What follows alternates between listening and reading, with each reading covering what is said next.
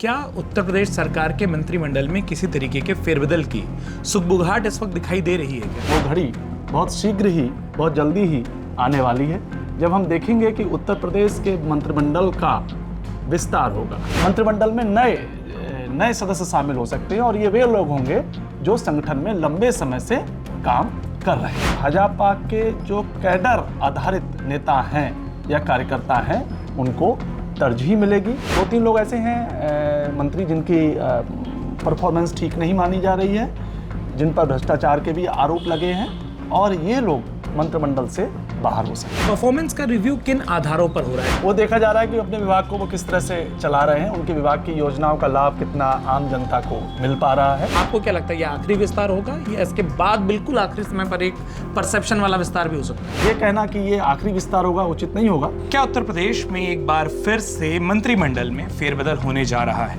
क्या उत्तर प्रदेश सरकार का जो चेहरा है, यानी मंत्रियों का जो चेहरा है, उसमें कुछ तब्दीलियां होने वाली हैं? और अगर हाँ, तो किस आधार पर कोई मंत्री बनने जा रहा है और क्या किसी का पत्ता भी कट सकता है? नमस्कार, मेरा नाम है उत्कर्ष चतुर्वेदी। मेरे साथ फ्रेम में आपको दिखाई दे रहे हैं अजीत बिसारिया जी। अजीत बिसारिया जी हमारे वरिष्ठ सहयोगी हैं और अंदर खाने की खबरों पर हम चर्चा करने जा रहे हैं, जो इस वक्त उत्तर प्रदेश की सियासत में बड़ी जोरों शोरों से चर्चा का केंद्र भी है और हर कोई जानना भी चाहता है कि होने क्या वाला है। अजीत जी, शुरू में जो मैंने 1-2 बातें कही वही मूल सवाल है कि क्या उत्तर प्रदेश सरकार के मंत्रिमंडल में किसी तरीके के फेरबदल की सुगबुगाहट इस वक्त दिखाई दे रही है क्या? हाँ उत्कर्ष जी, हम लोग जैसे समय समय पर मीडिया में खबरें आती भी रही हैं कि मंत्रिमंडल का विस्तार होना है। पहले था कि कुंभ की कैबिनेट से पहले होगा, फिर आया कुंभ के बाद जो है, और आज हम 26 फरवरी को बैठे हैं महाशिवरात्रि के दिन। तो ये कह सकते हैं कि अब वो क्षण, वो घड़ी बहुत शीघ्र ही, बहुत जल्दी ही आने वाली है जब हम देखेंगे कि उत्तर प्रदेश के मंत्रिमंडल का विस्तार होगा। जब आप कहते हैं कि विस्तार होगा तो एक स्वाभाविक रूप से जो हमारी समझ कहती है वो ये कि शायद कुछ और मंत्री आएंगे। क्या सीधा सीधा विस्तार का मतलब कुछ और मंत्रियों का आना है या फेरबदल भी इसको कहा जाए? देखिए, जहाँ तक लखनऊ और दिल्ली के समीकरण, राजनीतिक समीकरण बताते हैं या जो हमारे सूत्र हैं वो हम तक जो खबरें पहुंचा रहे हैं, उसके आधार पर ये कहा जा सकता है कि इस बार का जो मंत्रिमंडल का विस्तार होगा उसमें भाजपा के जो कैडर आधारित नेता हैं या कार्यकर्ता हैं उनको तरजीह मिलेगी। 3 से 4 लोग ऐसे शामिल हो सकते हैं जो मंत्रिमंडल में नए सदस्य शामिल हो सकते हैं और ये वे लोग होंगे जो संगठन में लंबे समय से काम कर रहे हैं। अजीत सर, एक बात बताइए, जैसे आपने कहा कि कुछ 3-4 ऐसे लोग हो सकते हैं जो संगठन में लंबे समय से काम कर रहे हैं। पिछले उपचुनाव अगर हम हटा दें तो लोकसभा चुनाव में भाजपा के लिए परिणाम बहुत अच्छे नहीं थे। तो क्या ये माना जाए जिन्होंने उपचुनाव में ज़्यादा मेहनत की, उस लोकसभा की हार को उपचुनाव में जीत में बदला, उनको जीत का इनाम मिल सकता है, वो ज़्यादा होंगे, या उससे भी पहले से जो संगठन में हैं वो भी होंगे? वो जो इनाम आप कहे, काडर में लंबे समय से काम करने का इनाम किस चीज़ का? उपचुनावों में जिनकी ड्यूटी लगी उनका, या जो लंबे समय से समर्पित हैं सत्ता के होते हुए उनको भी? जहाँ तक मेरा मानना है और जो जिस तरह का हमको फीडबैक मिल रहा है उसमें कहा जा सकता है कि ये वे लोग होंगे जो भाजपा के लंबे समय से निष्ठावान कार्यकर्ता हैं, जिन्होंने लंबे समय से जो भाजपा के लिए काम कर रहे हैं। और जहाँ तक ये है कि उत्कर्ष जी, 2 से 3 लोग ऐसे भी हैं जो मंत्रिमंडल से बाहर होंगे। इनकी परफॉर्मेंस जो समीक्षा की गई है, चाहे वो प्रदेश के स्तर पर हो, और जाहिर बात है केंद्रीय नेतृत्व के सामने वो सारी बातें, क्योंकि देखिए एक बात बहुत स्पष्ट है, जो फेरबदल होगा, जो विस्तार होगा, वो सब कुछ जो है वो केंद्रीय स्तर की जो भाजपा का हाईकमान है, उसकी जो टॉप लीडरशिप है भाजपा की, उसकी सहमति से ही या उनके वही करेंगे। एक तरीके से फाइनल लिस्ट वहाँ से होगी। सुझाव सब जगह से लिया जा सकता है, लेकिन फाइनल जो है हाईकमान ही करेगा। तो इसमें 2-3 लोग ऐसे हैं मंत्री जिनकी परफॉर्मेंस ठीक नहीं मानी जा रही है, जिन पर भ्रष्टाचार के भी आरोप लगे हैं और ये लोग मंत्रिमंडल से बाहर हो सकते हैं। आपने दो चीज़ें कही सर। एक आपने कहा कि जिनकी परफॉर्मेंस ठीक नहीं है और एक जिन पर भ्रष्टाचार के आरोप लगे। आरोपों का समझ आता है, बहुत सीधी बात आपने कह दी कि जिन पर किसी तरीके के आरोप लगे हैं, अगर उसमें कोई पुष्टि दिखती होगी या उसमें आरोपों में ऐसी चीज़ दिखती होगी जो सरकार की छवि को खराब करे, वो एक कारण सकता है। परफॉर्मेंस का रिव्यू किन आधारों पर हो रहा है, अगर हम भ्रष्टाचार वाले पॉइंट को हटाते हैं, और कौन कौन से बिंदु उसमें शामिल किए गए हैं जिसको मानक बनाया गया है किसी मंत्री को कंटिन्यू न करने का? वो देखा जा रहा है कि अपने विभाग को वो किस तरह से चला रहे हैं, उनके विभाग की योजनाओं का लाभ कितना आम जनता को मिल पा रहा है, या उनके खिलाफ जो है कितनी शिकायतें आ रही हैं, उनके काम करने को लेकर, उनकी सक्रियता को लेकर, विभाग को समय देने को लेकर, और पार्टी की नीतियों को विभाग के माध्यम से लागू करने को लेकर अगर जिन मंत्रियों के खिलाफ शिकायतें हैं।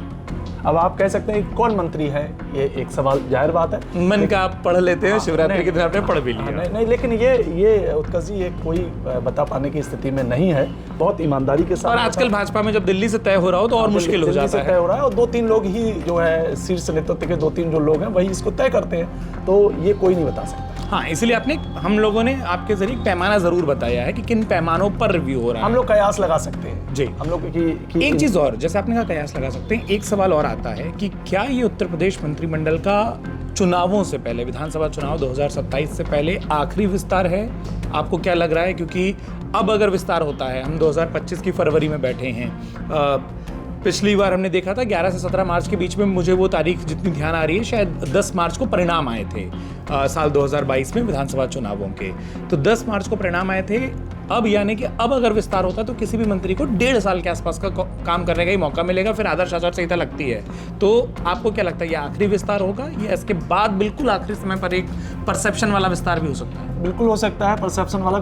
बीजेपी, भारतीय जनता पार्टी का जैसा पिछला विगत दिनों का भी हम देखें, ये रहता है उनका कि वो एक जनता को एक संदेश देना चाहते हैं, खासकर जातिगत आधार पर, जातीय समीकरणों के आधार पर।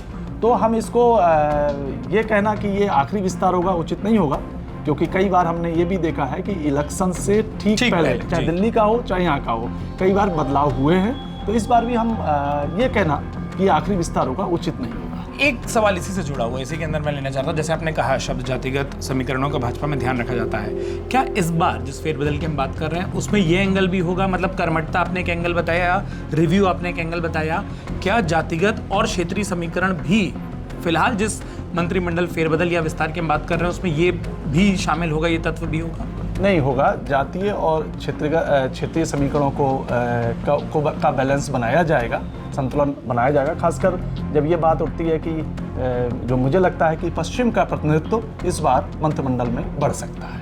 और हमारे तमाम दर्शक इस बात को भी जानते हैं कि अजीत जी भी पश्चिमी उत्तर प्रदेश से भी ताल्लुक़ रखते हैं, तो वो जानकारियाँ कई बार बड़ी सटीक भी होती हैं कि वो मांगें क्यों आ रही हैं, किस तरीके से आ रही हैं। अंतिम 2 प्रश्न जो मैं करना नहीं, उत्कर्ष जी एक बात और है, इस बार ऐसा भी हो जिसकी पूरी उम्मीद है कि पश्चिम में पश्चिम के जो लोग शामिल होंगे उनको कोई अहम विभाग भी जो अहम माने जाते हैं, उन विभागों की जिम्मेदारी भी उनको मिल सकती है। अंतिम 2 सवालों में से एक मैं यही पूछने वाला था कि क्या मौजूदा मंत्रियों में, देखिए जो हटेंगे वो हटेंगे, जो आएंगे वो आएंगे, क्या मौजूदा मंत्रियों के पोर्टफोलियो में यानी कि उनके विभागों में भी फेरबदल? एकदम विभागों में बदलाव होगा। ये तो आप सुनिश्चित मानिए कि मंत्रियों के विभागों में बदलाव होगा।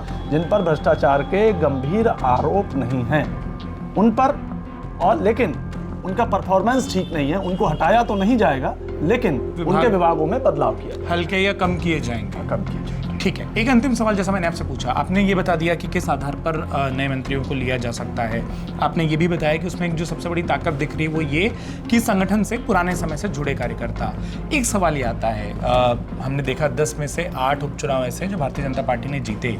क्या इन उपचुनावों में जीते विधायकों को, जिसमें युवा भी शामिल हैं, अब ये संगठन के बहुत पुराने नहीं हैं लेकिन ये युवा हैं, एक अगर मैं ऐसे ही नाम लूँ तो जैसे कुंदर की, आपको दिखता है कि एक ऐतिहासिक जीत है। कटेरी हमको दिखाई देता है एक ऐतिहासिक जीत है।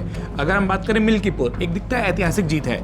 क्या उसमें भी प्रतिनिधित्व की कोई चर्चा या बात हो रही है, या वो फीडबैक भी यहाँ से है कि एक मैसेज भी जाए कि उपचुनाव में जो विधायक जीते उनमें से कोई युवा हैं तो युवा का मैसेज चला जाए, जिन्होंने बड़े बड़े पुराने किलों को ध्वस्त किया है वो एक मैसेज जाए, क्योंकि उन किलों को रिटेन रखना मुश्किल होगा 2027 में, जो समाजवादी पार्टी भी कहती है कि आप उपचुनाव जीत गए, चुनावों में वो हिसाब या वो लड़ाई आमने सामने की देखी जाएगी। तो वहाँ मैसेज देने के लिए क्या ये एंगल भी शामिल हो सकता है? बिल्कुल, ये एंगल कुछ अगर मान लीजिए 3-4 नए लोग शामिल होते हैं तो इनको इनमें से किसी को, जो आप बता रहे हैं जिन सीटों को जो टफ सीटें मानी जाती हैं, मैं ये संदेश देने के लिए कि अगर आपने अपना विधायक बनाया है तो हम उसको मंत्री तक पहुंचाएंगे, वो ज़्यादा विकास कार्य कर पाएगा क्षेत्र के, या क्षेत्र का जो है महत्व तो बढ़ेगा। तो ये बीजेपी एक संदेश इनमें से दे सकती है, लेकिन इसका जो है ऐसा नहीं है कि वो स्थिति नहीं है जो हम लोग देखें कि जो 4-5 या 3-4 मैक्सिमम जो लोग शामिल होंगे, तो उसमें हम ये ज़्यादातर लोग जो है वो संगठन के, मतलब इसमें से शायद कोई एक हो सकता है कि जो उपचुनाव से जीता विधायक हो।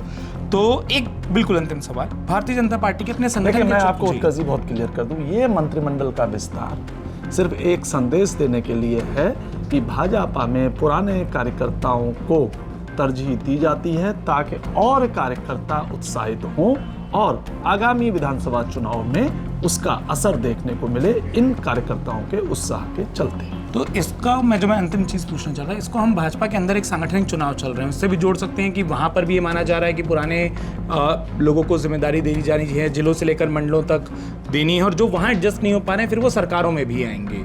क्या एक कोरिलेशन भी होगा भाजपा के अंतर्गत चुनाव का? देखिए मैं आपको एक बात जो मुझे लगता है जी, और जो भाजपा के जो है अंदर के सूत्र है जो हमको बता रहे हैं, तमाम लोग तमाम जातियों के हिसाब से अपने अपना कि ये जाति का हो सकता है, इस जाति का हो सकता है, लेकिन मुझे जो लगता है कि भाजपा का अगला अध्यक्ष जो है वो ब्राह्मण जाति से होगा। आपके पास एक फीडबैक है, और जैसा हमने कहा कि हम इस वक्त कई सारे समीकरणों पर कयास लगा रहे हैं। अजीत जी ने अंदर खाने से वो खबर लेकर वो आए हैं जिसके आधार पर हम मान सकते हैं कि उत्तर प्रदेश सरकार के कुछ एक चेहरों में बदलाव होने वाला है। बतौर दर्शक आप उत्तर प्रदेश की राजनीति को बहुत अच्छे से समझते हैं। जैसा हमने कहा कि हम परसेप्शन पर कि क्या दिखाई दे रहा है और किन आधारों पर मंत्रियों के चेहरे में फेरबदल हो सकता है वो हमने आपको बताया, अजीत जी ने आपको बताया। कमेंट बॉक्स आपके लिए खुला है, आप तो नाम भी लिख सकते हैं अगर आपको लगता है कि आपके हिसाब से ये मंत्री हैं, अमुक मंत्री हैं जो जिनका ओहदा बढ़ सकता है, कम हो सकता है, या आपको लगता है कि आपके बीच का कोई जनप्रतिनिधि है जो मंत्रिमंडल में आना चाहिए। हमें कमेंट बॉक्स में लिखकर बताएं। उन नामों पर जब आप लोग हमको एक लिस्ट देंगे हम भी चर्चा करेंगे कि जो दर्शक नाम दे रहे हैं उनके समीकरण कितने मजबूत दिखाई दे रहे हैं, कितने कमजोर दिखाई दे रहे हैं, और वो हमारे लिए ज़्यादा आसान होगा कुछ नामों पर डिस्कस करना। और अगर इस पूरे मंत्रिमंडल विस्तार पर कोई भी नया इनपुट आता है तो अजीत जी से अनुरोध रहेगा कि फिर एक बार हम अमर उजाला के इस न्यूज रूम से आपके लिए लेकर आएं। फिलहाल अजीत जी अपना वक्त देने के लिए आपका और हमारे तमाम दर्शकों का बहुत बहुत शुक्रिया, और शिवरात्रि के हम दोनों की ओर से आपको ढेर सारी बधाई, बहुत बहुत धन्यवाद। अगर आप ये वीडियो YouTube पर देख रहे हैं तो हमारे चैनल को सब्सक्राइब करें और बेल आइकन को दबाना ना भूलें। अगर आप Facebook पर ये वीडियो देख रहे हैं तो हमारे पेज को लाइक करें।